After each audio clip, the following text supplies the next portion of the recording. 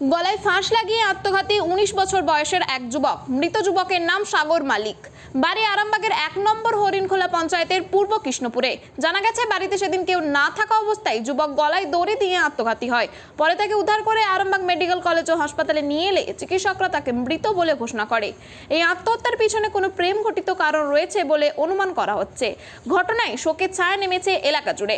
এই বিষয়ে কি জানা ওনার কাছ থেকে শুনবো বিস্তারিত। 24 আওয়ার্স আরামবাগের রিপোর্ট।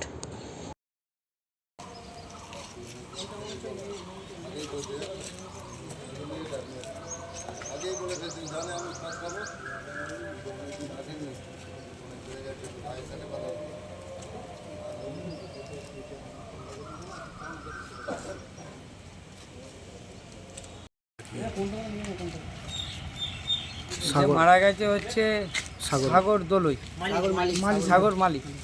বয়সটা কিরকম হবে? বয়সটা হচ্ছে 21 প্লাস। কি হয়েছিল ঘটনাটা? হয়েছিল বলতে কিছুই তো সেরকম বাড়িতে গন্ডগোল হয় না। একটা সোদপুরের দিকে একটা মেয়ের সঙ্গে কয়েকদিন আগে একটু ভালোবাসার মধ্যে দিয়ে নিয়ে চলে এসেছিলো, সেটাকে বাইরে চলেও গেছিলো। তারপর আমরা ওনার বাবাকে বলার পর মেয়েটাকে নিয়ে উনি আসেন, থানাতে তুলে দেয় পুরসুরো থানায়। তারপরে মেয়েটাকে হোমে পাঠায়। তারপরে কি হয়েছে এদের সেটা আমি ঠিক বলতে পারছি না। এরকম একটা ব্যাপার কিছুদিন ধরেই চলছিল। সেই কারণে কি করেছে? হ্যাঁ, সেই কারণে কি বিষ খেয়েছিল?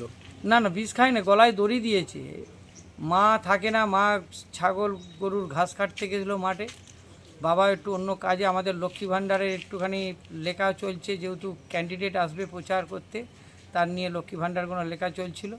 বাবাও থাকে না, বাড়িতে পুরো ফাঁকা বাড়ি ছিল, তার মধ্যে দিয়ে এসে ঘরে এরম করেছে। কবে হয়েছিল এটা?